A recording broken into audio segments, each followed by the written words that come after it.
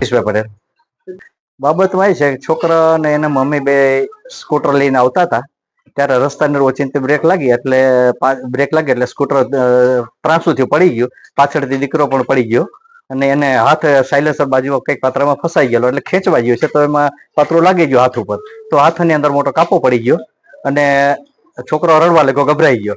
તો તરત જ એના મમ્મીએ મને ફોન કર્યો એટલે અમે તરત જ લોકો ત્યાં બાજુમાં નજીકમાં થતું હતું ત્યાં ગયા અને નજીકની અંદર હોસ્પિટલ અમારા માટે વોકાડ જ હતી એટલે અમે તરત જ વોકાડની અંદર ત્યાં પહોંચી ગયા 10 મિનિટની અંદર. તો 10 મિનિટની અંદર એમરજન્સીમાં ગયા ત્યાં તો ડોક્ટરો ત્યાં હાજર હતા એટલે તેમને જોઈએ તપાસી અને કે હાથની અંદર જે કઈ ક્લીન કરવાનું હતું ક્લીન કરી અને પાટો વારી આપ્યો અને એણે એમ કીધું કે તમારે આને સ્ટીચ લેવા પડશે. મેં કીધું કઈ વાંધો નહીં, સ્ટીચ લેવાની જરૂર હોય તો લઈ લેજો. પછી એને એમને પૂછ્યું તમારે મેડિક્લેમ છે? મેં કીધું હા મેડિક્લેમ છે. તો કે કાંઈ વાંધો, તો એડમિટ થવું પડશે. કે મેં કઈ વાંધો, એડમિટ થઈ જઈએ. પછી અમે એડમિટ થયા. પછી રાતના 10 પછી ત્યાં એ લોકો સ્ટીચ લેવા માટે ઓટીમાં લઈ ગયા અને કલાકની આજુબાજુની અંદર એ લોકો પછી તરત જ ઓટીમાંથી પાછા લઈ આવ્યા અને હમણાં ત્યાં બેડની અંદર અમારા રૂમમાં શિફ્ટ કરી દીધો. અને સવારે બોલતો ચાલતો ને બધું હરતો ફરતો હતો, બીજી કોઈ તકલીફ હતી નહીં કોઈ જાતની. એટલે અમે કીધું કે રજા ક્યારે આપશે? કે તમને સાંજે 24 કલાક થાય એટલે અમે રજા આપશું. તમે 7 વાગે વાત કરી કે ભાઈ રજાનો ટાઈમ થઈ ગયો તો તમે અમને બિલ આપી દો અને રજા આપો. તો કે હજી ઉપરથી કઈ પેલો એપ્રુવલ નથી આવ્યો એટલે અમે તમને રજા ન આપી શકીએ.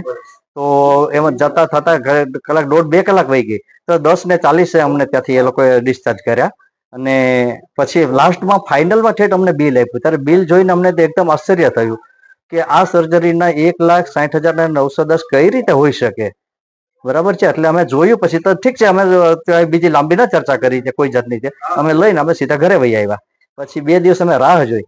પછી આજુબાજુ લોકોને અમુકની સલાહ લીધી તો અમુક લોકો એમ કીધું કે ખરેખર તમારે આને ઓલું કરવું જોઈએ, જાગૃત નાગરિકે તમારી ફરજ છે કે તમારે આ હોસ્પિટલની સામે એને જાણ કરવી છે કે ભાઈ આ ખોટું બિલ છે, અથવા તો મીડિયામાં તમારે કોઈ પણ જગ્યાએ કહેવું જોઈએ. એટલે અમે આ પ્રોસેસ કરી અત્યારે. અને જો એ લોકો નહીં અમને કોઈ પણ જાતનો પ્રત્યુત્તર આપે કે આમાં નહીં ઓલું થાય તો અમે કાયદાકીય રીતે કાનૂની સલાહ લઈ અને આગળ વધશું.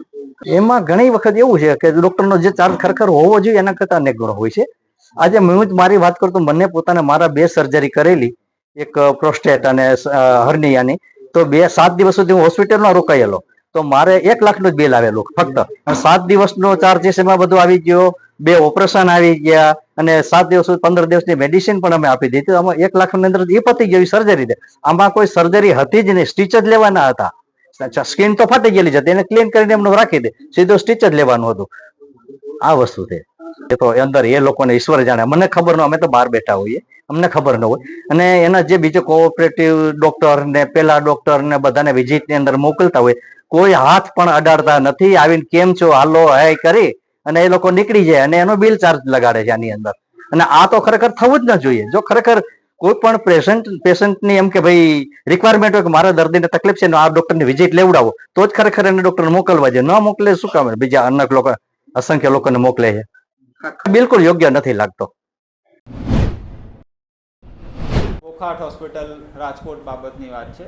અને એટ ધ સેમ ટાઈમ જે પેશન્ટનું જે ફેમિલી છે તેમને ડિટેલ આપણે સમજ આપી શક્યા છીએ અને ત્યારબાદ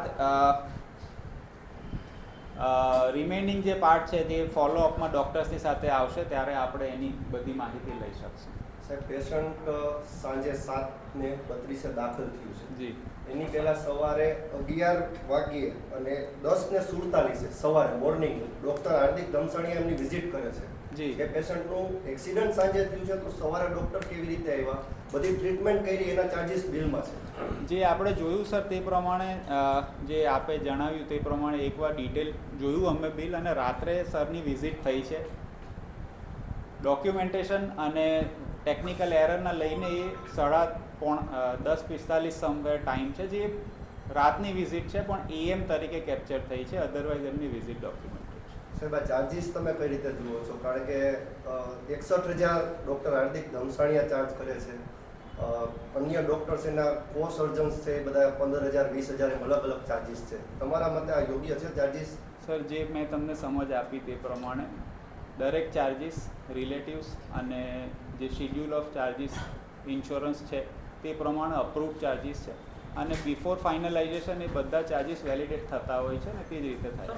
સામાન્ય રીતે કોઈ ઓપરેશન કરતા હોય તો 60,000 પતી જતું હોય છે આ ખાલી જોવાના 60,000 ચાર્જ એટલે કયો ચાર્જ આમાં લાગ્યો છે?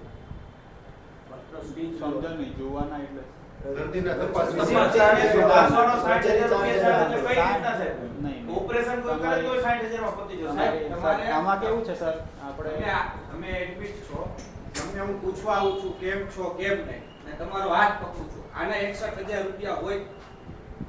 તમને કઈ સમજ ફેર થાય છે જે શેડ્યુલ ચાર્જીસ થયા છે તે ડિટેલ તમે એકવાર સમજી લો. સર્જરી એક જ વખત થઈ છે. સાહેબ સર્જરી એક જ 60% વખત થઈ છે. એમાં 1.5 લાખ રૂપિયાથી વધારે બિલ આવે એમ. સર હું પાછો એક જ રિપીટ પાછો કરીશ જે પણ ચાર્જીસ છે સાહેબ, એક ટાંકો 12,000 નો થયો. સાહેબ, એક જ થયા પ્રશ્ન, છે સાહેબ. અને ડોક્ટર હાર્દિક દમસાણીયા છે, એમનો 61,120 રૂપિયાનો ચાર્જ લગાડ્યો છે. તો સાહેબ આ ચાર્જ કેનો એમ? કયા બાબતનો ચાર્જ? એને એવું શું કર્યું કે આ 61,000 રૂપિયાનો ચાર્જ લાગ્યો? જે પણ ચાર્જીસ થયા છે તે આપણા અપ્રુવડ એસઓસી પ્રમાણે થયા છે ડિટેલ એક્સપ્લેનેશન અને સંમતિ સાથે થયા. Thank you.